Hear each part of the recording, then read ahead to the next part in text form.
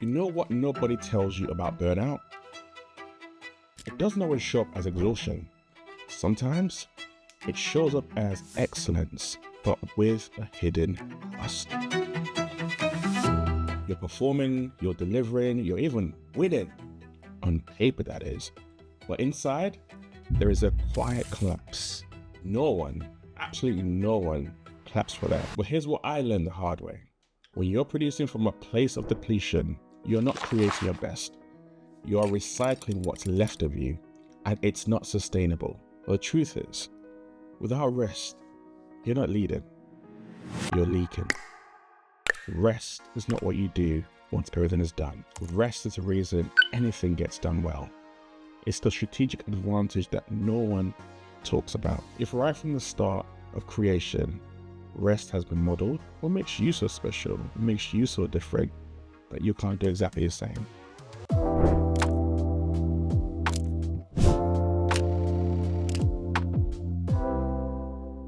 You know what nobody tells you about burnout?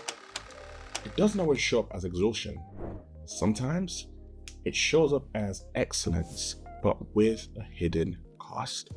You're performing, you're delivering, you're even winning. On paper, that is. But inside, there is a quiet collapse. And no one, absolutely no one, claps for that. If you're a founder, a leader, a high performer, the danger is you get rewarded for ignoring the signs, for pushing through, for treating your body and your mind like they are dispensable. Welcome to this episode of Everyday Leadership, where today we're talking about a word that sometimes feels like a swear word to some, yet its impact is profound. And that word is rest. Now, I'm not talking about the lazy kind. I'm not talking about the collapse after burnout kind, but the strategic, intentional, identity-defining kind of rest. There was a period where, in my life, everything felt like it was falling apart. Clients were vanishing, cash flow was tightening, sleep became optional, and I did what most leaders do when things fall apart. I doubled down. I worked longer hours. I said yes to more. I ignored the tiredness because I believed, and I truly believed, that more effort would turn it all around. Because that's what we're taught, right? Just out working. Sacrifice now so you can rest later. But here's what I learned the hard way. When you're producing from a place of depletion, you're not creating your best. You're recycling what's left of you, and it's not sustainable.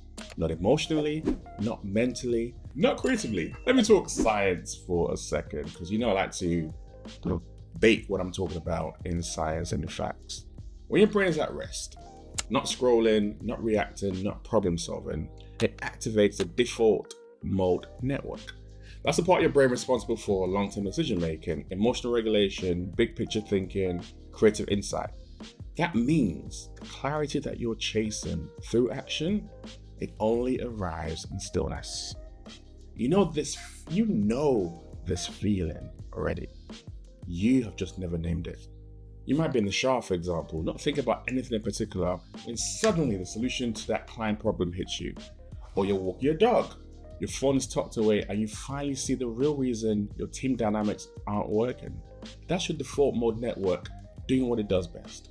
Connecting the dots your conscious mind was too busy to see. The problem is, we've trained ourselves to fill every quiet moment with stimulation. Immediately reaching for our phone when we are waiting.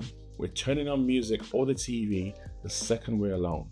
We are checking notifications constantly the moment they pop up. We're accidentally blocking our own breakthrough moments just based on the habits that we have in our lives.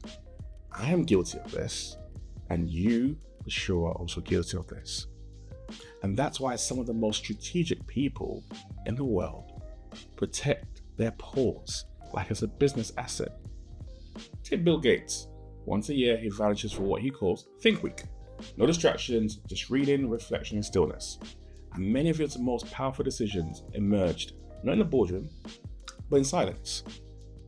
Trisha Hersey, who is the founder of the NAP ministry, my wife really loves her, built a global movement on the radical idea that rest is a form of resistance, especially for people whose existence has been tied to performance, Black women in particular. She reminds us that we are not machines. We don't have to earn our rest.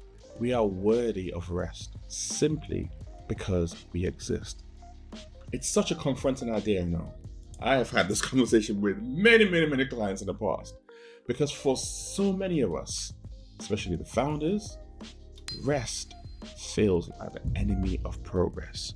You stopping feels so wrong because you've got so much you need to do. You've got so much you need to achieve.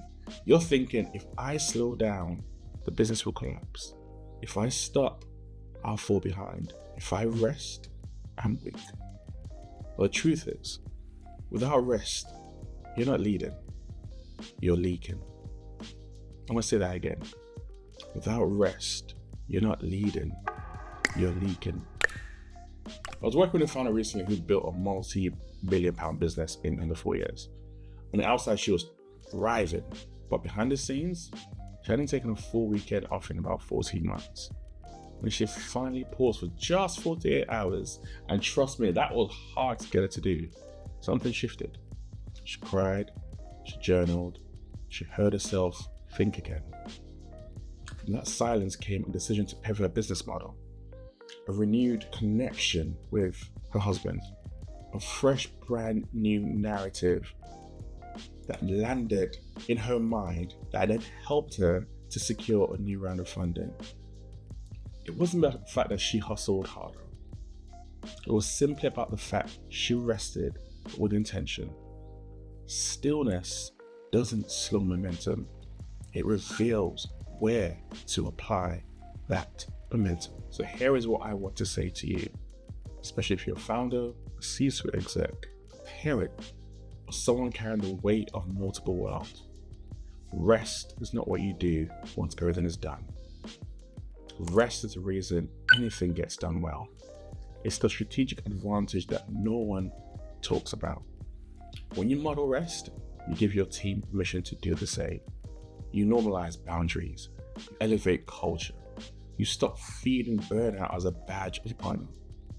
Great leaders don't just model excellence, they model sustainability. Because what good is building something big if you're too exhausted to enjoy it?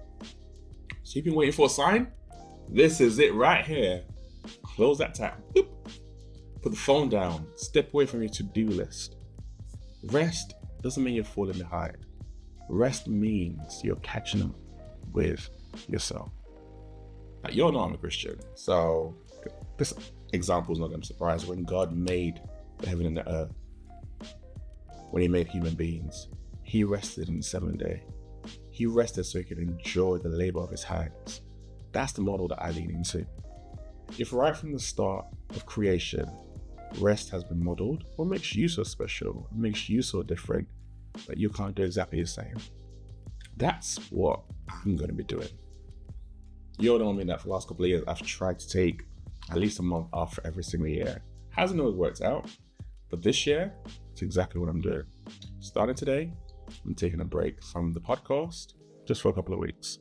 I'm stepping away just to be with my family, spend time with my friends, to quiet, to think, to just be. Not because I don't have more to say, but because I want to leave from a full place, not a frantic one. This year has been a very, very interesting year. And I recognize that I need to just really slow down. So this is not goodbye. It's just a pause. So I can return better, deeper, and clearer. And maybe, just maybe, you need to do the same. I'll see you soon. And as always, keep on leading from the inside out, not the outside in.